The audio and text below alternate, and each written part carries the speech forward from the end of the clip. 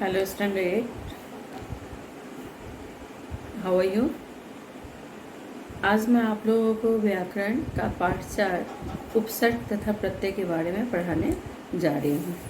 उपसर्ग तथा प्रत्यय शब्दांश होते हैं जिनका स्वतंत्र रूप से प्रयोग नहीं होता है, लेकिन जब किसी मूल शब्द में इनको लगा दिया जाता है तो इनके अर्थ बदल जाते हैं और इनके अर्थों में भी परिवर्तन हो जाता है। मतलब ये मूल शब्द में जुड़कर नए शब्दों का निर्माण करते हैं। ठीक है ना।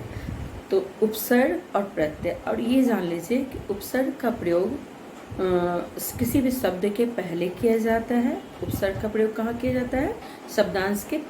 शब्द के पहले। उपसर्ग वे शब्दांश है जो किसी शब्द से पहले लगकर उसके अर्थ को बदल देते हैं, और प्रत्यय का प्रयोग उस मूल शब्द के अंत में किया जाता है, मतलब बाद में किया जाता है, और उसके अर्थों को वो बदल देते हैं। जो शब्दांश किसी मूल शब्द के आरंभ में जुड़कर उसके अर्थ परिवर्तन ला देते हैं, उसके अर्थ को बदल देते हैं, उन्हें उपसर्ग कहते हैं। वैसे शब्दांश जो किसी मूल शब्द के प्रारंभ में जुड़कर प्रारंभ में लगकर उनके अर्थों को बदल देते हैं, उन्हें हम क्या कहते हैं? उपसर्ग कहते हैं। हिंदी में 5 तरह के उपसर्ग होते हैं। हिंदी में कितने तरह के उपसर्ग होते हैं? 5 तरह के। संस्कृत के उपसर्ग, हिंदी के उपसर्ग, फारसी के उपसर्ग, अरबी फारसी के उपसर्ग, और उपसर्ग की तरह ही प्रयोग किए जाने वाले अव्यय शब्द, जिनका प्रयोग हम उपसर्ग की तरह करते हैं और वे अव्यय शब्द होते हैं। अव्यय शब्द आप जानते हैं, जिनका रूप किसी भी कारण बदलता नहीं है। और अंग्रेजी के उपसर्ग, ठीक है ना। संस्कृत के उपसर्ग जो हिंदी में प्रयोग किए जाते हैं वे हैं जैसे अ का मतलब होता है नहीं या फिर अभाव, जैसे अ जोड़ चढ़ अचड़, अ जोड़ मर अमर आदि। उसी तरह अति का मतलब होता है अधिक, अति जोड़ अधिक अत्यधिक, अति जोड़ काल अतिकाल, अति जोड़ रिक्त अतिरिक्त, अति जोड़ शय अतिशय। ठीक है ना। ये संस्कृत के उपसर्ग है। अनु का मतलब होता है पीछे या फिर समान, अनुजोड़ क्रम अनुक्रम, अनुजोड़ ज अनुज, अनुजोड़ करण अनुकरण आदि। अब है ये हो गया आपका संस्कृत का उपसर्ग। तो जितने भी संस्कृत के उपसर्ग हैं उसको आप पढ़ेंगे और उनसे जो नए शब्द बने हैं उन्हें भी समझने की कोशिश करेंगे। जैसे अभी का मतलब होता है सामने, अभिजोरमुख अभिमुख, अभिजोरमत अभिमत, अभिजोरशाप अभिशाप आदि। अब का मतलब होता है बुरा या फिर हीन, अब जोर गुण अवगुण, मतलब जिसमें अच्छे गुण नहीं हो, अब जोर नति अवनति, उन्नति का विलोम क्या होता है? अवनति। ठीक है ना। अब जोर तरण अवतरण आदि।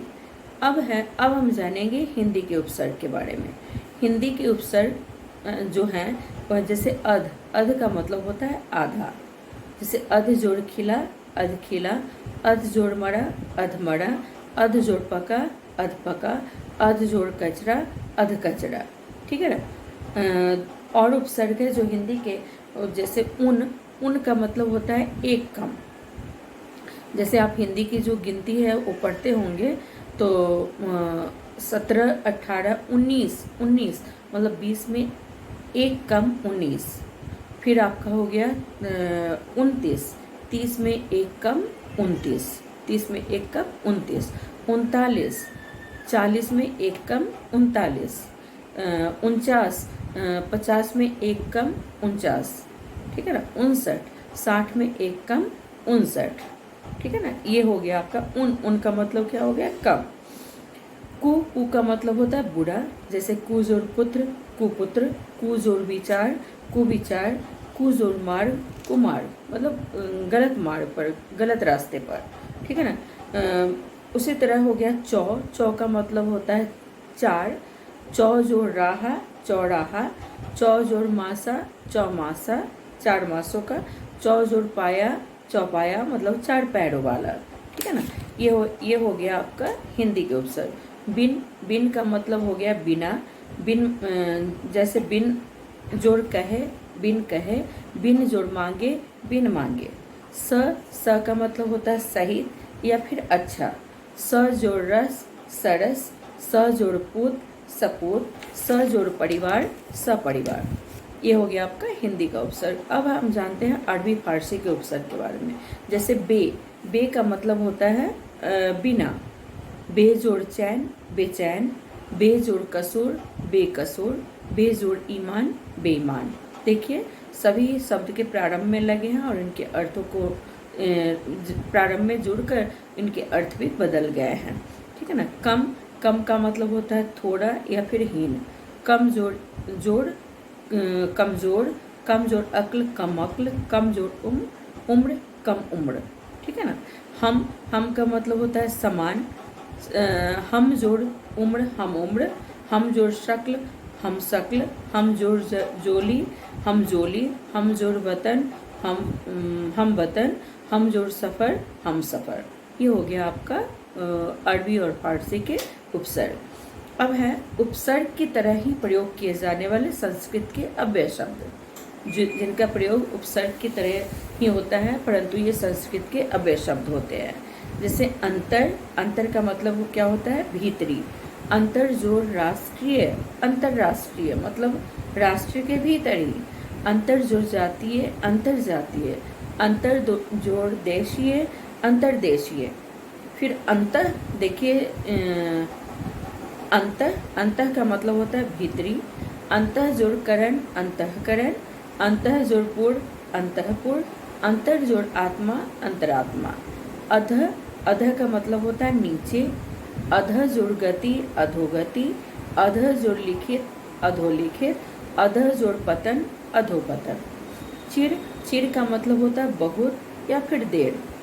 चिर जोड़ काल चिरकाल मतलब लंबे समय तक। चिरन जोड़ जीवी चिर जोड़ जीवी चिरंजीवी मतलब बहुत लंबी उम्र हो। चिर जोड़ आयु चिरायु, चिर जोड़ अस्थाई चिरस्थाई। ठीक है ना। पूरा का मतलब होता है पहला या फिर पुराना। पूरा जोड़ तत्व पुरातत्व, पूरा जोड़ तन पुरातन। ठीक है ना आदि। अब है अंग्रेजी के उपसर्ग। जैसे चीफ का मतलब होता है मुख्य या फिर प्रधान। Chief minister, chief commissioner. ठीक है ना। असिस्टेंट का मतलब होता है सहायक। Assistant manager, assistant teacher. ठीक है ना मतलब सहायक शिक्षक। जनरल का मतलब होता है प्रधान, जनरल मैनेजर और जनरल सेक्रेटरी। सब का मतलब होता है नीचे। जैसे सब इंस्पेक्टर, सब जज मतलब इंस्पेक्टर से नीचे या फिर जज से नीचे। हेड का मतलब होता है प्रमुख या फिर मुख्य। Head master, head colour, head cashier आदि। ये हो गया आपके अंग्रेजी के उपसर्ग। कई बार एक ही शब्द में दो उपसर्गों का प्रयोग किया जाता है। शब्द एक ही होते हैं लेकिन उनमें दो उपसर्ग लगे होते हैं। जैसे असुरक्षित, अ और सु दो उपसर्गों का प्रयोग हुआ है और इसका मूल शब्द क्या है रक्षित है। असुरक्षित में अ और सु उपसर्ग है और रक्षित क्या है मूल शब्द है। अनियंत्रित, अ और नी। ठीक है। और यंत्रित क्या है इसका मूल शब्द हो गया। अ और नी क्या हो गया उपसर्ग हो गया और यंत्रित क्या हो गया मूल शब्द अनियंत्रित। उसी तरह निराकरण, निर जोड़ आ, निर और आ उपसर्ग का प्रयोग हुआ है और करण क्या है इसका मूल शब्द है। ठीक है। ये हो गया आपका उपसर्ग। ठीक है ना। तो आपने देखा कि उपसर्ग का प्रयोग किसी भी शब्द के पहले होता है और शब्द के प्रारंभ में जुड़कर ये नए शब्दों का निर्माण करते हैं। उपसर्ग 5 तरह के होते हैं। इन पांचों के बारे में आपने पढ़ा। जैसे संस्कृत के उपसर्ग, अरबी फारसी के उपसर्ग, हिंदी के उपसर्ग, अंग्रेजी के उपसर्ग। कुछ अव्यय शब्द संस्कृत के उपसर्ग होते हैं लेकिन वे अव्यय की तरह प्रयोग किए जाते हैं उनके उपसर्ग। एक एक करके आपने सभी उपसर्गों के बारे में पढ़ा। अब हम जानते हैं प्रत्यय के बारे में। प्रत्यय क्या है? प्रत्यय ऐसे शब्दांश है जो किसी शब्द के अंत में लगकर उसके अर्थ को बदल देते हैं। प्रत्यय का प्रयोग शब्द के अंत में किया जाता है। ठीक है। इनका स्वतंत्र उपसर्ग और प्रत्यय दोनों का ही स्वतंत्र रूप से प्रयोग नहीं किया जाता है। इनके जुड़ने से शब्दों के अर्थ में परिवर्तन आ जाता है। जब प्रत्यय या उपसर्ग को हम जोड़ते हैं, सब प्रत्यय उपसर्ग को शब्द के प्रारंभ में और प्रत्यय को शब्द के अंत में, तो इनके अर्थ भी बदल जाते हैं, अर्थ में भी बदलाव आ जाता है। प्रत्यय दो प्रकार के होते हैं, एक होता है कृत प्रत्यय और दूसरा होता है तद्धित प्रत्यय। प्रत्यय के कितने भेद हैं? दो भेद है, एक है कृत प्रत्यय और दूसरा क्या है? तद्धित प्रत्यय। अब हम जानेंगे कि कृत प्रत्यय किसे कहते हैं। जो प्रत्यय किसी क्रिया के धातु रूप में जुड़कर संज्ञा तथा विशेषण शब्दों का निर्माण करते हैं, मतलब ऐसे प्रत्यय जो किसी क्रिया या उसके धातु रूप में जुड़कर क्रिया मतलब काम, जिस शब्द से किसी काम के करने का बोध हो उसे हम क्रिया कहते हैं, और क्रिया के मूल रूप को क्या कहते हैं? धातु कहते हैं। तो ऐसे प्रत्यय जो किसी क्रिया या उसके धातु रूप में जुड़कर संज्ञा या विशेषण शब्दों का निर्माण करते हैं, उन्हें हम कृत प्रत्यय कहते हैं। जैसे लूट जोड़ एरा लुटेरा, मतलब लूटने वाला, ठीक है ना। कृत प्रत्यय के मेल से बनने वाले शब्दों को हम कृदंत कहते हैं। कृदंत किसे कहते हैं? ऐसे शब्द जो कृत प्रत्ययों के मेल से बना है उन्हें हम क्या कहते हैं? कृदंत कहते हैं। जैसे छल जोड़ आवा छलावा, पढ़ जोड़ आका पढ़ाका, पढ़ जोड़ आई पढ़ाई, घबराना जोड़ आहट घबरा जोड़ आहट घबराहट, ठीक है। संज्ञा शब्द बनाने वाले जो कृत प्रत्यय हैं वो इस प्रकार है। आई मूल शब्द है इसका लड़ पढ़ जोत और लिख, तो लड़ जोड़ आई लड़ाई, पढ़ जोड़ आई पढ़ाई, जोत जोड़ आई जुताई, लिख जोड़ आई लिखाई, ठीक है ना। और जब किसी शब्द से शब्द दिया रहेगा और उसमें से आपको प्रत्यय छांटना होगा तो आप उसको ध्यान से पहले पढ़ेंगे। जैसे लिखाई है तो पहले देखेंगे कि लिखाई में मूल शब्द क्या है। मूल शब्द को जब छांटेंगे तो उसका प्रत्यय स्वयं आपको पता चल जाएगा कि इसमें किस प्रत्यय का प्रयोग किया गया है। आन उड़ जोड़ आन उड़ान, लग जोड़ आन लगान, चढ़ जोड़ आन चढ़ान, ठीक है ना। उसी तरह आप से मिल जोड़ आप मिलाप, वार्ता जोड़ आप वार्तालाप, हाँ वार्ता जोड़ आप वार्तालाप, ठीक है ना। आओ से बह जोड़ आओ बहाओ, फैल जोड़ आओ फैलाओ, कट जोड़ आओ कटाओ, ठीक है ना। आहट से घबरा जोड़ आहट घबराहट, चिल्ला जोड़ आहट चिल्लाहट, चिकना जोड़ आहट चिकनाहट। ई से बोल जोड़ ई बोली, हंस जोड़ ई क्या होगा? हंसी, ठीक है। अक्कर भूल जोड़ अक्कर भुलक्कर, पी जोड़ अक्कर पियक्कर, घूम जोड़ अक्कर घुमक्कर, ठीक है। आओ से बिक जोड़ आओ बिकाओ, टिक जोड़ आओ टिकाओ, ये आपका कृत प्रत्यय है, ठीक है ना। जो क्रिया या क्रिया के धातु रूप में जुड़कर नए शब्दों को बनाया है, मतलब उससे संज्ञा और विशेषण का वे शब्द कार्य करते हैं, उन्हें हम कृत प्रत्यय कहते हैं। अब हम जानेंगे तद्धित प्रत्यय के बारे में। तद्धित जो शब्दांश संज्ञा सर्वनाम विशेषण अथवा अव्यय के अंत में साथ जुड़कर उनके अर्थ में परिवर्तन ला देते हैं, उन्हें हम तद्धित प्रत्यय कहते हैं। वे शब्दांश जो संज्ञा सर्वनाम विशेषण तथा अव्यय के अंत में जुड़कर उसके अर्थ को बदल देते हैं, उन्हें हम तद्धित प्रत्यय कहते हैं। जैसे इक क्या है? प्रत्यय है। मूल शब्द क्या है इसका? इतिहास, इतिहास जोड़ इक ऐतिहासिक, दिन जोड़ इक दैनिक, मास जोड़ इक मासिक, ठीक है ना। आई से भला जोड़ आई भलाई, चतुर जोड़ आई चतुराई, पंडित जोड़ आई पंडिताई, बुढ़ा जोड़ आई बुढ़ाई, ठीक है ना। इस तरह से ये आपका तद्धित प्रत्यय का रूप है।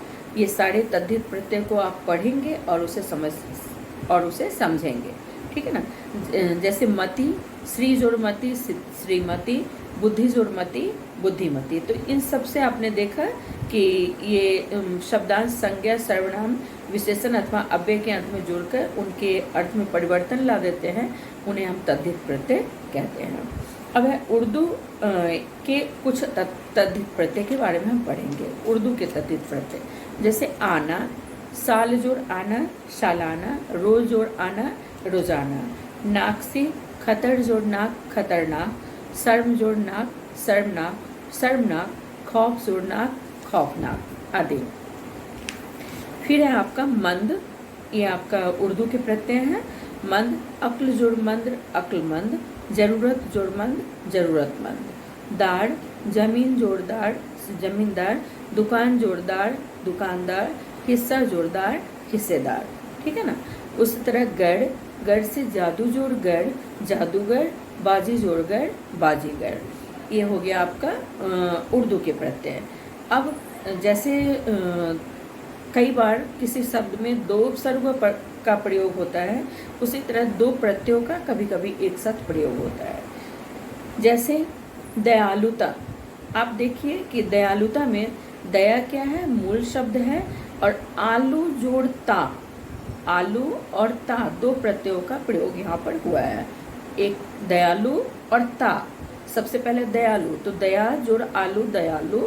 और जब दयालुता बना है तो उसमें ता प्रत्यय लग गया है, तो दयालुता में कितने प्रत्यय हैं, दो प्रत्यय, आलू और ता। उसी तरह राष्ट्रीयता, राष्ट्रीय, राष्ट्रीय में क्या है, राष्ट्र जोड़ इये, राष्ट्रीय होगा। लेकिन जब राष्ट्रीय होगा तो इसमें दो प्रत्यय होगा, इये और ता, राष्ट्रीयता। राष्ट्रीय जोड़ता राष्ट्रीयता, तो राष्ट्रीय में पहले एक प्रत्यय इये और राष्ट्रीयता में दूसरा प्रत्यय क्या है, ता। लौकिक, लौकिकता, लोक जोड़ इक, लौकिक। लौकिकता में इक और ता दो प्रत्ययों का प्रयोग हुआ है। बनावटी, आवट जोड़ ई, मूल शब्द इसका क्या हो गया, बन। बन जोड़ आवट, बनावट। और बन जोड़ बनावट में जब ई जोड़ेंगे तो क्या हो जाएगा, बनावटी। अक्ल मंदी, अक्ल जोड़ मंद जोड़ ई, अक्ल क्या हो गया, मूल शब्द हो गया, और दो प्रत्यय आए हैं, इसे मंद और ई, दो प्रत्ययों का यहाँ पर प्रयोग हुआ है। ठीक है ना। तो दो प्रत्ययों का कभी कभी एक साथ प्रयोग किया जाता है। जिस तरह दो उपसर्गों का प्रयोग होता है, उसी तरह दो प्रत्ययों का प्रयोग किया गया। एक ही शब्द में उपसर्ग तथा प्रत्यय दोनों का प्रयोग होता है। कई बार एक ही शब्द होते हैं, उनमें उपसर्ग भी होता है और प्रत्यय भी होता है। ठीक है ना। जैसे सफलता, सफलता में आपको क्या है, स क्या है, उपसर्ग है, फल क्या है, मूल शब्द है, और ता क्या है, प्रत्यय है। तो एक ही शब्द सफलता है, इसमें उपसर्ग का भी प्रयोग हुआ है और प्रत्यय का भी प्रयोग हुआ है। सम्मानजनक, सम क्या हो गया आपका, उपसर्ग हो गया, मान हो गया आपका मूल शब्द, और जनक क्या हो गया, प्रत्यय हो गया। परिश्रमी, परिश्रमी में परि हो गया आपका उपसर्ग, श्रम हो गया मूल शब्द, और ई क्या हो गया, प्रत्यय हो गया। सुगंधित, सु हो गया आपका उपसर्ग, गंध हो गया आपका मूल शब्द, और इत हो गया प्रत्यय। ठीक है। परतंत्रता, परतंत्रता, पढ़ हो गया आपका मूल उपसर्ग, तंत्र हो गया आपका मूल शब्द, और ता क्या हो गया, प्रत्यय हो गया। उसी तरह वैज्ञानिक, वी हो गया आपका उपसर्ग, ज्ञान हो गया मूल शब्द, और इक क्या हो गया, प्रत्यय हो गया। ठीक है। तो इस तरह आपने देखा कि कई बार किसी शब्द में दो उपसर्गों का भी प्रयोग किया जाता है। कई बार जब प्रत्यय जुड़ता है तो एक ही शब्द में दो प्रत्ययों का भी प्रयोग किया जाता है।